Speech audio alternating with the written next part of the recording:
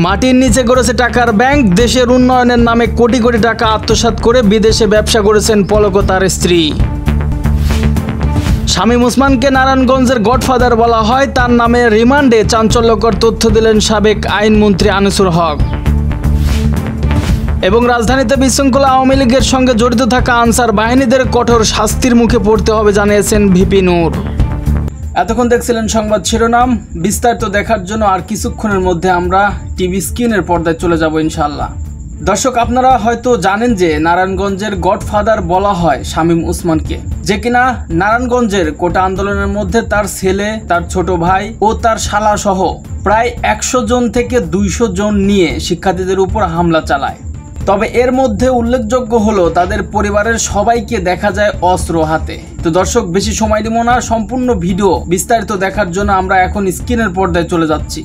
সরকারি চাকরিতে কোটা সংস্কারের দাবিতে শিক্ষার্থীদের কর্মসূচিতে বিগত সরকারের দমন পীড়ন ও ব্যাপক প্রাণহানির মুখে সেই আন্দোলন পরবর্তীতে সরকার পদত্যাগের আন্দোলনের রূপ নেয়। পরে ছাত্র জনতার অভ্যুত্থানে 5 আগস্ট আওয়ামী লীগ সরকারের পতন হয় এবং সাবেক প্রধানমন্ত্রী শেখ হাসিনা দেশ ছেড়ে পালিয়ে যান। আন্দোলনে নিহতের ঘটনায় শেখ হাসিনা, স্থানীয় সংসদ সদস্য শামীম ওসমান সহ আওয়ামী লীগের নেতাকর্মীদের নামে একাধিক মামলা হয়েছে। সরকার পতনের পর শামীম ওসমান ও তার সহযোগীরাও রয়েছেন আত্মগোপনে। এবার সামনে আসলো আন্দোলন দমাতে শামীম ওসমানের অস্ত্র হাতে মহড়া ও আন্দোলনকারীদের উপর গুলি চালানোর ভিডিও। নারায়ণগঞ্জে কোটা সংস্কারের দাবিতে আন্দোলনকারীদের উপর সাবেক সংসদ সদস্য শামীম ওসমান ও তার সহযোগীদের গুলি ছোড়ার একটি ভিডিও সামাজিক যোগাযোগ মাধ্যমে ছড়িয়ে পড়েছে। ফেসবুকে 29 সেকেন্ডের ওই ভিডিওটি ছড়িয়ে পড়ে।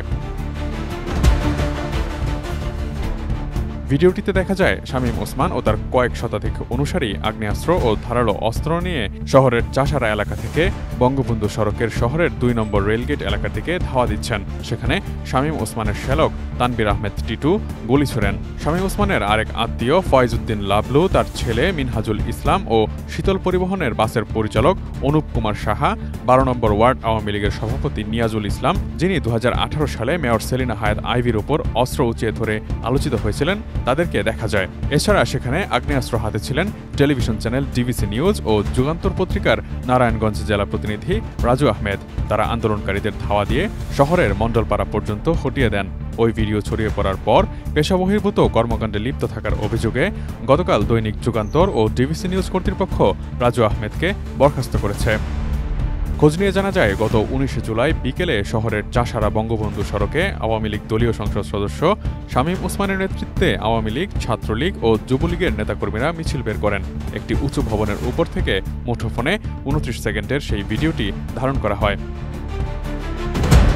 জেলা প্রশাসন সূত্রে জানা যায়, শামীম ওসমান, তার ছেলে অয়ন ওসমান ও তাদের অনুসারী শাহ নিজামের নামে অস্ত্রের লাইসেন্স রয়েছে। শাহ নিজাম 2018 সালের 16 জানুয়ারি হকার ইস্যুতে প্রকাশ্যে অস্ত্র উঁচিয়ে গুলি চালিয়েছিলেন সিটি মেয়র আইভি ও তার লোকজনের উপর।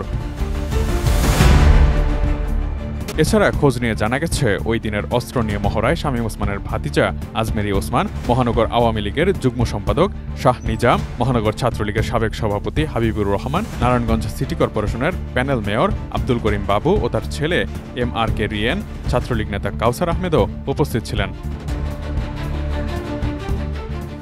শামীম ওসমান ও তার অনুসারীদের প্রকাশ্যেই অস্ত্র উঁচিয়ে মহড়ার বিষয়ে নারায়ণগঞ্জের অতিরিক্ত পুলিশ সুপার আমির খসরু গণমাধ্যমকে বলেন, অস্ত্রের মহড়া দিয়ে গুলি করার ভিডিওটি আমাদের নজরে এসেছে। সেখানে কারা কী ধরনের অস্ত্রের ব্যবহার করেছেন তা খতিয়ে দেখা হচ্ছে। লাইসেন্সকৃত বৈধ অস্ত্রের অবৈধ ব্যবহার করে থাকলে তাদের বিরুদ্ধে প্রয়োজনীয় ব্যবস্থাও গ্রহণ করা হবে। অভিনব উপায়ে মিউচুয়াল ফান্ডের নামে পদ্মা ব্যাংক থেকে অন্তত 200 কোটি টাকা হাতিয়ে নিয়েছেন চৌধুরী নাফিস শরাফত। এই ফান্ডগুলোয় শুধু পদ্মা ব্যাংক ছাড়া আর কারো বিনিয়োগ নেই। বিশ্লেষকরা বলছেন, ভুয়া ফান্ড তৈরি করে তাতে পদ্মা ব্যাংক দেখিয়েছে বিনিয়োগ। এর সুবিধাভোগী মূলত নাফিস শরাফত। এটি বড় ধরনের জালিয়াতি বলে মনে করেন অর্থনীতিবিদরা। লুটপাট হচ্ছে এগুলো হচ্ছে অতি চালাকি করে টাকা নিয়ে যাওয়া।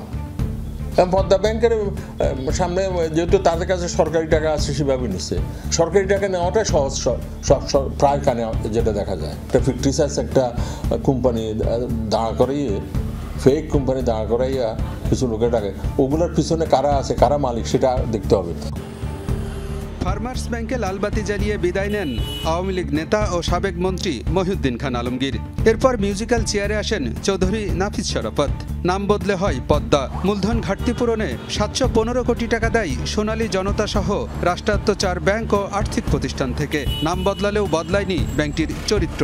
উল্টো নাফিস শরাফতের হাত ধরে ঘটে বড় ধরনের জালিয়াতি। চটকদার নাম ব্যবহার করে মিউচুয়াল ফান্ডের মাধ্যমে টাকা আত্মসাতের নতুন ফন্দি আটেন নাফিস। যেমন রেস অ্যাসেট ম্যানেজমেন্টের Bangladesh fixed income investment special purpose vehicle mutual fund. এই তহবিলের আকার 1000 কোটি টাকা, কিন্তু এতে পদ্মা ব্যাংকের 100 কোটি টাকা ছাড়া আর কারো কোনো বিনিয়োগ নেই। একই অবস্থা বিকল্প বিনিয়োগ ফান্ডে, যেখানে পদ্মা ব্যাংকের একার বিনিয়োগ 100 কোটি টাকা। এমন তথ্য উঠে এসেছে কেন্দ্রীয় ব্যাংকের তদন্ত প্রতিবেদনে। ইনভেস্টমেন্ট করার সময় আপনি একটু দেখবেন না যে এটা আমি এমন জায়গায় ইনভেস্টমেন্ট করি যেখানে আমার রিটার্নটা ভালো, কারণ এমনি আমার টাকা পয়সা কম, তাই না, আমার ক্যাপিটাল কম, যাতে আমার টাকাটা ফেরত আসে, যাতে সেখান থেকে বেশি আয় হয়, এটা আপনি দেখবেন না? দেখবেন ডেফিনেটলি। তো এটা না দেখে আপনি কোনো দিকে তাকালেন না, আপনি এই টাকাটা নিয়ে ইনভেস্টমেন্ট করে দিলেন আপনার কোম্পানিতে। তদন্ত প্রতিবেদনে দেখা যায় আমানত নেওয়া হয়েছে প্রায় 10% সুদে, অথচ এই অর্থ মিউচুয়াল ফান্ডে 4% মুনাফা ধরে বিনিয়োগ করেন চৌধুরী নাফিস শরাফত। এর মাধ্যমে দুর্বল পদ্মা ব্যাংকের টাকা হাতিয়ে নেওয়া হয়েছে বলে মনে করেন বিশ্লেষকরা। এটা হচ্ছে ক্যাপিটাল খেয়ে ফেলা আর কি, যা ক্যাপিটাল পাইছে সেটা খাই ফেলানো। আর what type of business, banking business it is. আমার কস্ট অফ ফান্ড বেশি, তার থেকে কমে আমি ল্যান্ডিং করতে 1% তো প্রশ্নই আসে না। কখনো আমাদের ইকোনমিতে এই 7% নিচে সুদের হার ছিল না। উনি নিজের ফার্মে নিয়ে গেছেন, সুতরাং এটা তো ডেফিনেটলি তার নিজের স্বার্থই উনি দেখছেন, এটা ব্যাংকের কোনো কৌশল না। যদি করতে তো মার্কেটে তো আরও ভালো ভালো কোম্পানি আছে, সেখানে ইনভেস্টমেন্ট করতে পারতো, তাই না? কিন্তু সেটা না করে উনি ওই নিজের যে মানে প্রতিষ্ঠান রেস বলেন বা যা আছে সেইগুলোতে ইনভেস্টমেন্ট করে। 2015 সালে পদ্মা ব্যাংকের সহযোগী কোম্পানি হিসেবে যাত্রা শুরু করে পদ্মা ব্যাংক সিকিউরিটিজ, কিন্তু এত বছর পরও লাভের মুখ দেখেনি এটি। আপনারা এতক্ষণ দেখছিলেন টিভি স্ক্রিনের পর্দায় আমাদের হাতে থাকা এই মুহূর্তে বিভিন্ন টিভি চ্যানেলের সর্বশেষ বাংলাদেশের আপডেট নিউজ। আপনারা দেখলেন যে দুর্নীতি আর অরাজকতা সারা দেশব্যাপী কতটা ছেয়ে গেছিল। যার হাতে ক্ষমতা আছে সেই রাজত্ব করছে সে সময়। তবে এখন সবাই আশা করছে এই অন্তর্বর্তীন সরকার থাকাকালীন সব দুর্নীতি দূর করে দেশটাকে সুন্দর করে গড়ে তুলবে। তো দর্শক, ডক্টর ইউনূস কি পারবে দুর্নীতিকে মুক্ত করে বাংলাদেশকে একটি সোনার দেশ হিসেবে গড়ে তুলতে?